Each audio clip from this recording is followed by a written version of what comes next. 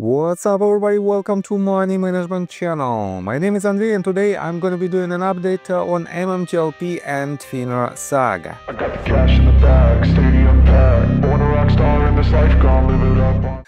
And for today's video, guys, I have several extremely important news. First of all, I will show you the judge's decision on waterways, intercoastal waterways versus trade station securities lawsuit. And I have to admit that the result is not the best one, let's put it this way. On top of that, guys, I will show you a quite interesting update from George Palikros, where he explained his point of view on the problem and where he gives us the potential solution for the MMTLP case. And this is a real bombshell of today's video. So, and before we dive deep into all of this, guys, please hit the like button for YouTube algorithm and drop me a line in the comment section if you think my videos are valuable for you. So, let's begin today's video with this tweet that was written by Rick Ocelot. He wrote, "There has been an order in the Intercoastal Waterways LLC versus Trade Station Securities. The motion to reopen the case and for leave to file an amended complaint is denied." And he added these screenshots of the order itself. Let me show you the third page of this document. And here you can see that ordered and adjudged that plaintiff's motion to reopen the action and for leave to file an amendment complaint is denied. Done and ordered in Chambers, Fort Lauderdale, Florida, this 12th day of February 2025. So, guys, definitely it is not the best decision, it is not the decision in favor of MMTLP community, but let's take a look at some comments. So, South Oracle 06 wrote this: "Back to arbitration, still a chance Anna sees some of her money." And Rick Ocelot responded, "Yeah, it's bound for arbitration now. I don't see that as a total loss though. She will still be able to make her case if she chooses, albeit with the lack of some of the advantages of federal court." And yes, guys, I think Anna still has a chance to fight in this litigation, but at this time it might be a different court, and time will tell what will be the next step from Mark Basile and Anna Trades in this particular litigation. So, let's switch to another news. Just yesterday I showed you the tweet that was written by George Palikros, where he explains some details about the OTC markets, and he wrote it in response to Cromwell Carlson tweet that he published on February the 10th.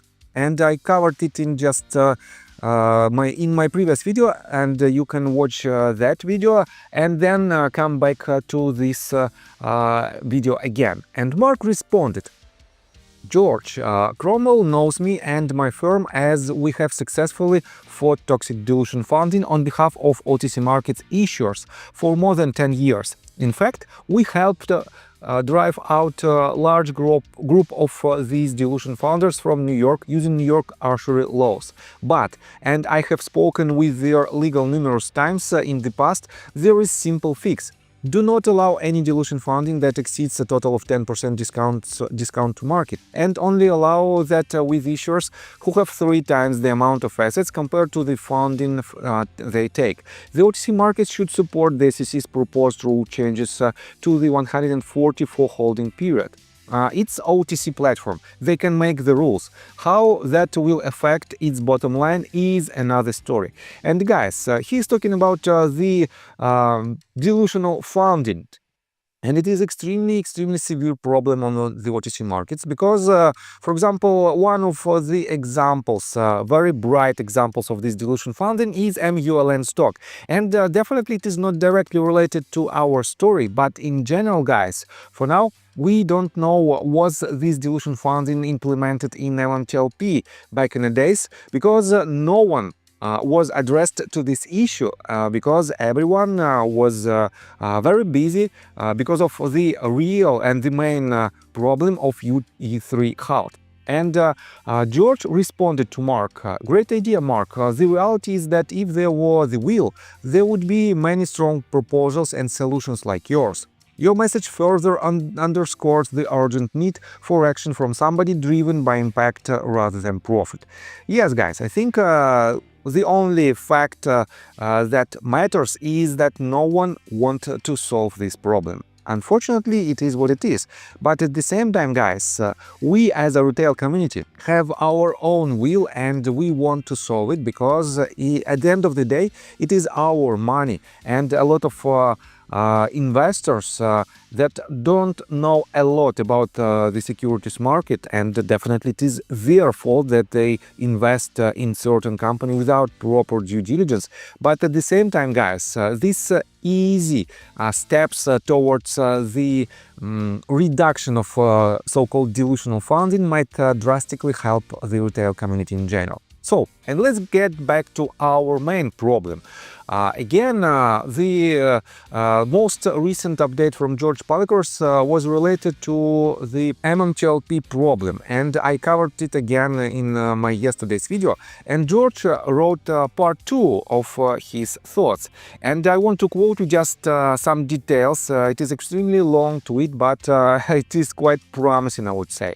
And he wrote, part 2. Every lawyer I've asked has told me the same thing. There is no legal standing for retail investors to force the release of blue sheets. For over 2 years, investors in the community have been demanding accountability and transparency over what happened with MMTLP. The problem? The entities that have the power to get the blue sheets, the critical trading records that could expose the truth, have done absolutely nothing. It is crystal clear to me. Retail shareholders filing individual lawsuits will not force the release of blue sheets. That's just not how the system works. I'm no legal expert, but this is what I know, and if I'm wrong, I would be happy to be corrected. 1. Blue sheets are confidential regulatory documents. They can only be assessed through specific legal channels, such as regulators, Congress, or the courts. 2. Retail and other investors do not have legal standings to compel their release. Courts do not grant mass access to blue sheets because they contain private, trade-by-trade data, which is restricted to protect market integrity. 3. Class or individual actions will not magically unlock the blue sheets. Even in securities fraud cases, plaintiffs have to clear major legal hurdles before a court would even consider ordering disclosure. Meanwhile, FINRA and the OTC act like everything is just fine. No problems here, nothing to see, folks. By the way, I would encourage people to carefully read and read again the issued FINRA FAQs. There are some interesting nuggets in them. And guys, again, those 2 FAQs that were issued by FINRA back in March and I guess back in April of 2023 was extremely confusing in its part of the details, of the dates and of the actions of FINRA. And definitely, you know that I covered it multiple times, and RareDD made a brilliant due diligence on this case. But for now, guys, get back to this problem, and I have to admit that potentially it is the path to solution. So right here George explains some details about the Congress and how they can use their power to release the blue sheets, and the problem is extremely severe. So guys, here's wait a second, I will show you right here. He wrote this: what's the best legal path forward? If we assume that neither legal regulators nor Congress will step in to fix this, though I remain hopeful and seeing a lot of progress, then the most credible path forward isn't retail lawsuits or shouting into the void. It can be through the MMAT bankruptcy trustee. And guys, I think it is quite fresh idea. Let George explains this in details. The trustee has the authority to investigate financial misconduct, subpoena records, and compel testimony. They can file lawsuits, recover assets, and challenge improper transactions, especially if they harmed the bankruptcy estate. As we all know, they have been actively investigating potential stock manipulation and fraudulent transactions for the past 3 months. That said, obtaining blue sheets is not automatic. Regulators would have to voluntarily provide them or be compelled by court order. However, If securities fraud or stock manipulation is proven to have harmed the estate, the trustee has the power to take legal action, subpoena relevant parties, and seek damages for the benefit of creditors and shareholders. Final thought. The real fight is underway. This isn't speculation, this isn't wishful thinking. The trustee has already publicly declared that a litigation team is on this, and I'm confident it can yield real results. For months, we've heard nothing can be done. But here is the reality. Something is already being done. The trustee has legal authorities to subpoena records, investigate misconduct, and take action. And they are already moving in that direction, not just one, but up for 4 QCIPs: MMAT, MMATF, TRCH, and MMTLP, and a lot more. It isn't over. Transparency and market fairness. Postscriptum. Gensler knew, Cook knew, which begs the question, is investor protection just an empty slogan? So guys, and this is a real bombshell in our case, and let me explain you why. First of all, guys, you know that MMAT filed its bankruptcy, and the process is going. And I have to admit that because of this investigation, this statement, we might see the releasing of blue sheets of 4 companies: MMAT, MMAT, MMATF, TRCH, and MMTLP. And this is the crucial part of the entire saga, because if the blue sheets data shows that there was no imbalance in TRCH or MMAT or MMTLP shares, this means, guys, we were wrong and we are wrong, and we have to just forget about this issue. But if the problem is there, if it was a huge number of share imbalance that led to let's say, unusual actions from FINRA without explanation, in this case, guys, we are about to see the resolution through this path. On top of that, guys, let me remind you that despite the fact that some of you might think that Scott Roth is pushing Next Bridge Hydrocarbons to the bankruptcy, but this bankruptcy procedure will happen regardless of Scott's actions, because they don't have money to operate, they don't have any sources of income, and they have to do something with their more than $50 million of debts. That is why, guys, the bankruptcy procedure for Next Bridge Hydrocarbons is on its way as well. And this means, guys, potentially if this bankruptcy of MMAT does not succeed, potentially we might see the success from the Next Bridge Hydrocarbon bankruptcy.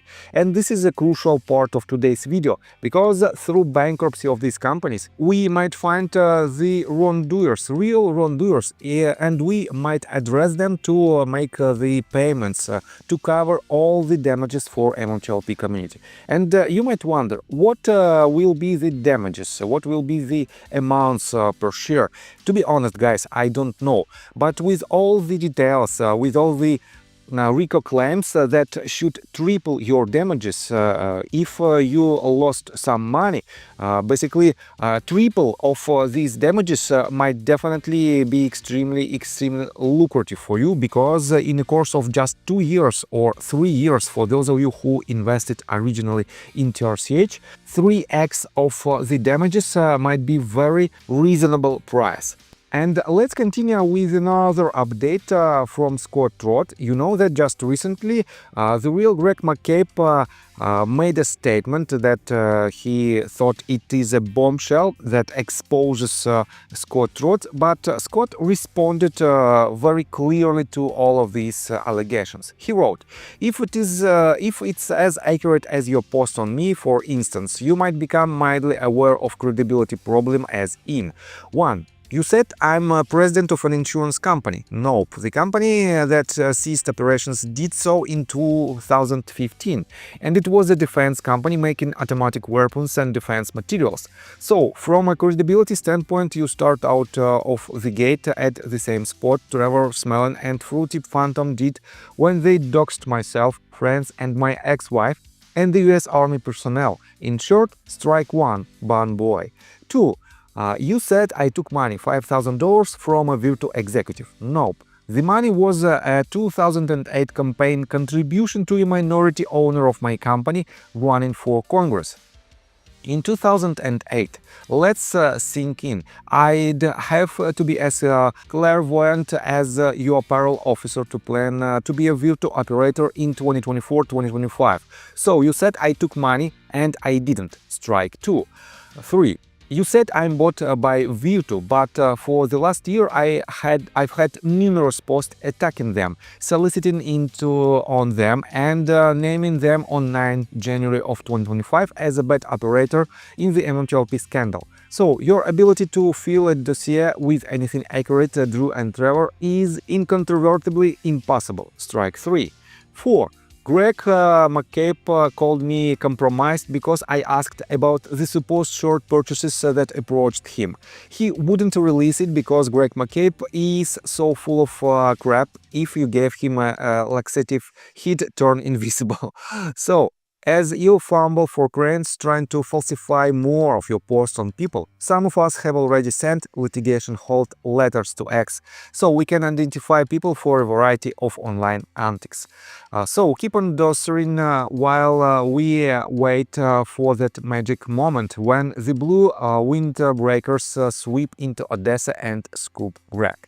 So guys, I have to admit that yes, despite the fact that I don't like the manner of Scott Trott conversations, I don't like how he writes his tweets, but regardless of this fact, I think he does a very good job for MMTLP community, and time will tell whether he succeeds in this saga or not. And you cannot prevent him, you cannot stop him to do anything that is legal and that is staying in line with all the laws, and basically you cannot do anything with him. That is why, guys, please do your investigation properly if you want to disclose some information, and do not try to make a bombshell out of nowhere. We have a lot of problems inside the MMTLP community. We have a lot of problems outside the MMTLP community. We have a lot of problems outside the entire retail community. But we have to take one step at a time to solve all of these problems. And that is why we are here. And guys, let me tell you my personal story. I have a wife and 2 children aged 11 and 15, as well as a small dog. After 30 years of living in Russia near the Baikal Lake, we decided to move. Now we reside in Serbia. Although I don't own any MMTLP shares, I invest a lot of time creating daily MMTLP videos. I have been doing this every day without days off and holidays for more than 1.5 years.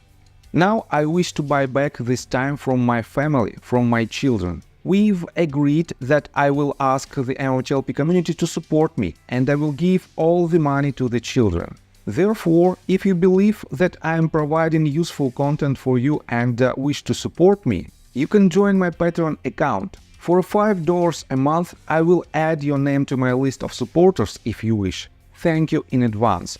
The link you can find in the description below. So, I think that's all information that I want to provide you. If you like my video, please hit the like button and subscribe to my channel. And see you guys and girls next time. Bye! I got the cash in the bag, stadium packed. Born a rock star in this life, gone live it up on the attack. Baby, I'm bad, I just wanna get caught up in this life. I'm crazy, I'm mad, doing no cap. Only God wants you.